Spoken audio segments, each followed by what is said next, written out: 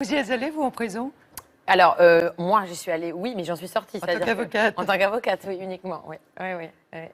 Plusieurs fois, d'ailleurs. Qu'est-ce que vous en diriez? En fait, c'était très étonnant.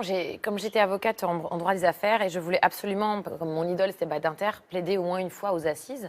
Donc, j'ai passé un concours d'éloquence qui est la conférence du barreau de Paris. Grâce à ça, j'ai eu accès aux assises. Et donc, vous avez les clients qui sont aux assises sont des criminels, enfin, même s'ils sont au départ, on va dire, présumés innocents, ils sont souvent en prison, malheureusement, et du coup, vous y allez. Et c'est très bizarre parce que cette sensation que vous avez, c'est toutes ces clés. Moi, j'étais très frappée par le bruit des clés, à chaque porte qui s'ouvre et qui se referme derrière vous, il y en a un nombre incalculable.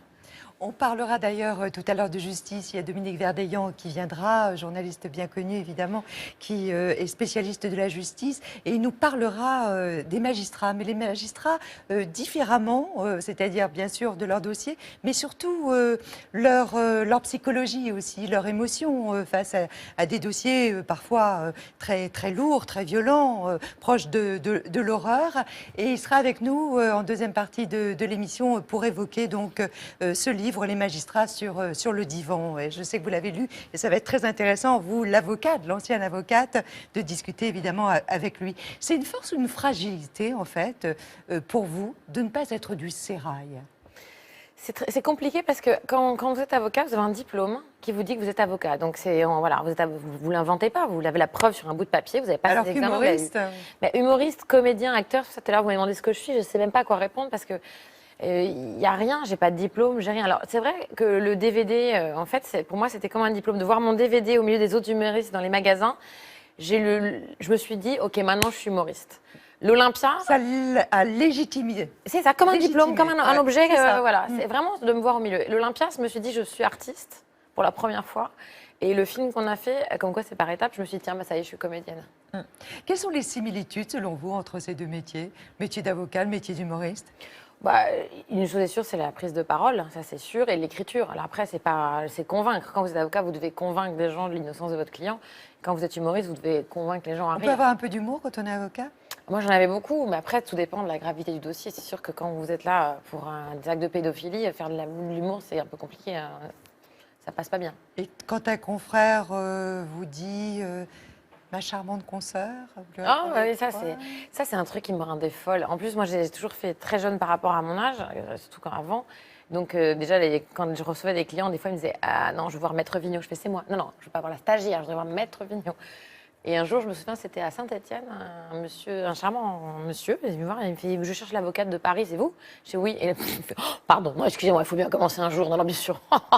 Ok, genre c'est tout cuit. Bon, et il commence à plaider en disant « Écoutez, je suis ravie de donner la parole à ma charmante petite consoeur qui va essayer de plaider comme elle pourra. » Quand j'ai pris la parole, je lui dis « Écoutez, je suis ravie de rencontrer mon charmant vieux confrère qui, j'espère, a lu les dernières jurisprudence parce que depuis qu'il a prêté serment, il a le droit d'une matière vivante. » Et il était assez horrifié. Vous l'avez bien chambré. Oui.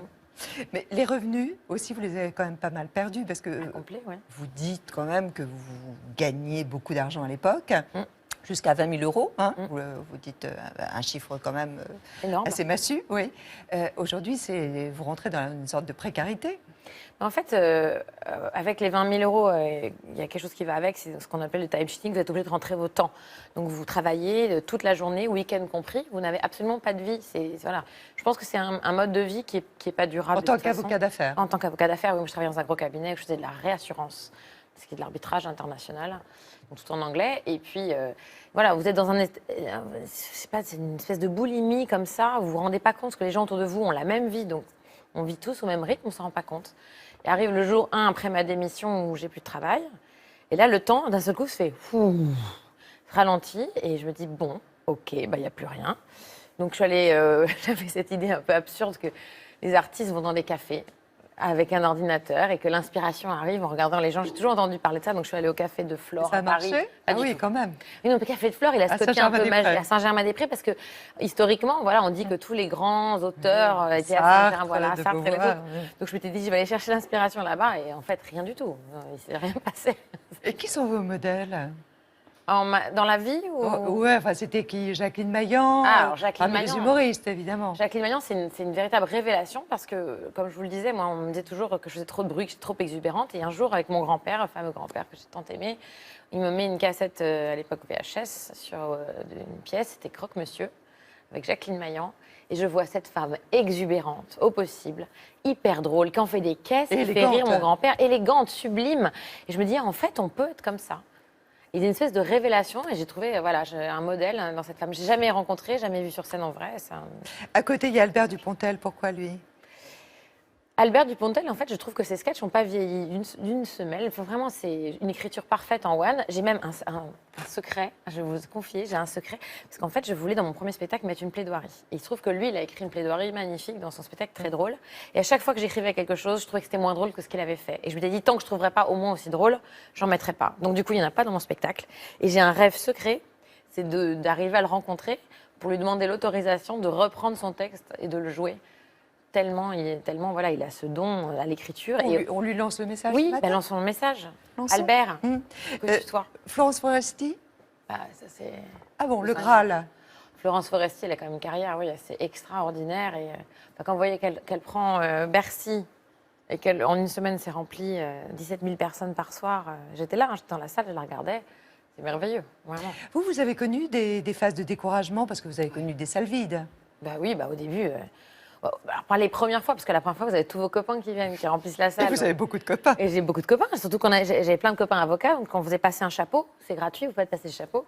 Et il y avait des billets de 50 et tout. La nana qui gérait la salle me dit, on n'a jamais vu ça. Mais c'est mes amis. Puis les amis, une fois qu'ils l'ont vu une fois, ils ne reviennent pas le lendemain.